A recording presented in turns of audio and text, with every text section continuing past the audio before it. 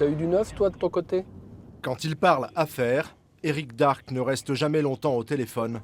Et puis, accessoirement, ça va affoler la meute. Il appelle toujours en numéro Ouais, non, masqué. mais à partir du moment où je mets les pieds dans le plat, le maire, il va commencer à craindre, quoi. Et il ne prononce jamais de nom propre. Depuis 15 ans qu'il traque la corruption dans le nord de la France, la méfiance est devenue une seconde nature.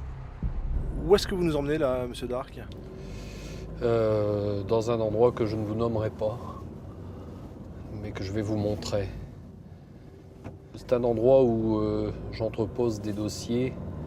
C'est un des endroits où j'entrepose des dossiers. Donc, Vous gardez pas ça chez vous? non. J'ai pris cette habitude parce que je ne suis pas à l'abri d'un cambriolage. Vous pensez qu'on serait tenté de venir vous piquer des documents? On ne sait jamais. Alors, par contre, je vais vous demander d'arrêter de filmer. Quelque part dans l'agglomération lilloise, Éric Darc nous emmène dans l'une de ses 10 planques. Au fond de cet entrepôt, un ami lui a trouvé une cachette insoupçonnable. Un petit placard pour des gros dossiers qui pourraient gêner pas mal de gens dans la région. Il y a le grand stade qui embête beaucoup de monde, l'Ambersart qui embête un peu de monde. Chacun de ces documents est copié en 10 exemplaires et réparti dans 10 cachettes différentes. Dunkerque, c'est clos. L'os, ça c'est un dossier qui m'intéresse beaucoup. C'est de la corruption à chaque fois? Ah bah là, c'est des élus qui ont eu un trop perçu sur leurs indemnités. Éric Darc ne laisse rien passer aux élus du Nord. De petits arrangements en grosse magouille, les dossiers s'accumulent. Sur 85 communes de la communauté urbaine, j'en ai 77 sur lesquels j'ai des dossiers. Voilà. Cet incorruptible n'est pas seul dans son combat.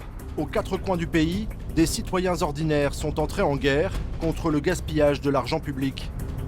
Sur la Côte d'Azur, Jean-Christophe Picard scrute les moindres décisions des élus. Permis de construire douteux, passe-droit, corruption, marché truqué. Ces hommes discrets montent des dossiers et n'hésitent pas à s'attaquer à plus fort qu'eux.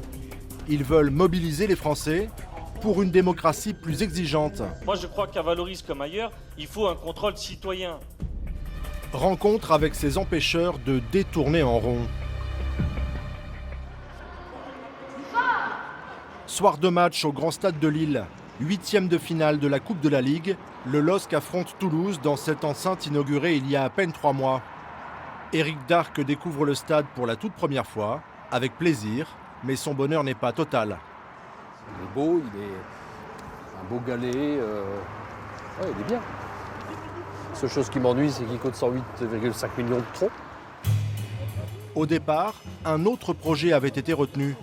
À peu près les mêmes prestations, mais 30% moins cher. Et puis les élus de la communauté urbaine ont changé d'avis. Pour aller au match, les contribuables vont devoir payer 108 millions d'euros de plus. Un revirement suspect pour M. Darc.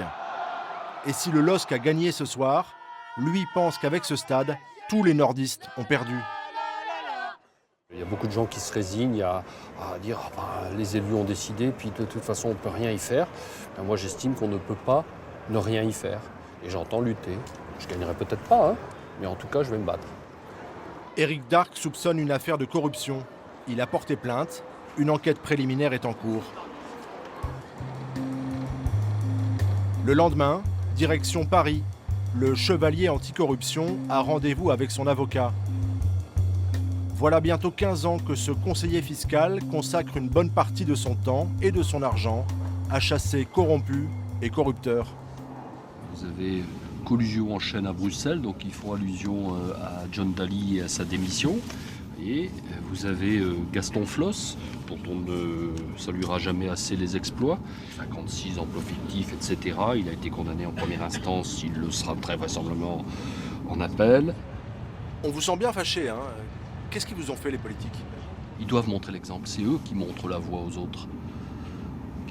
Ou en tout cas qui sont censés la montrer. Or aujourd'hui, c'est surtout faites ce que je dis, mais faites surtout pas ce que je fais. Parce que ce que je fais n'est pas beau à voir. Avec le temps, Éric Darc a appris à être patient. Les dossiers judiciaires s'étirent souvent sur de longues années. Bonjour maître. Dans l'affaire du Grand Stade, le Lillois a déposé plainte il y a déjà 6 mois. Et depuis, Silence radio. absolu, pas de nouvelles. En droit, c'est pas tout à fait comme ailleurs, pas de nouvelles, ça n'est pas toujours significatif de bonnes nouvelles. Éric Darc a porté plainte pour faux, car à la communauté urbaine de Lille, un premier rapport d'experts avait conclu en faveur d'un autre projet, l'ORPAC. Mais brutalement, le jour du vote, les élus choisissent le projet Eiffage et un deuxième rapport fait son apparition. Vous avez le rapport du 23 janvier, le rapport du 1er février. Alors, tout ce qui est surligné en orange change. C'est-à-dire, en fait, très très peu de choses. Il y a un point. 4 lignes de modification sur 80 pages, mais surtout, bizarrement, les notes attribuées aux différents projets ont été changées. Norpac est rétrogradé, alors qu'Eiffage progresse et passe juste devant son concurrent. C'était Norpac qui était pressenti, et puis au dernier moment, c'est Eiffage qui sort du chapeau. Et donc ensuite, on écrit un rapport qui vient corroborer la décision politique qui était prise. Et ces notes qui ont été changées nous coûtent 108,5 millions d'euros. C'est forcément une histoire de corruption ? Alors, à 100%, on peut pas l'affirmer, en tout cas pour l'instant. Ça peut aussi être une incompétence crasse des politiques et des services techniques. Ça peut aussi s'expliquer par l'opération du Saint-Esprit ou par je ne sais quoi. Mais pour moi, ça a un fleur bon ou mauvais, j'en sais rien, la corruption dans ce dossier. Maintenant, la justice est là pour trancher et pour décider ce qu'il en est. La communauté urbaine de Lille réfute toute accusation de corruption. Le militant, lui, ne se fait pas d'illusions. Si procès il y a, ce ne sera pas avant plusieurs années.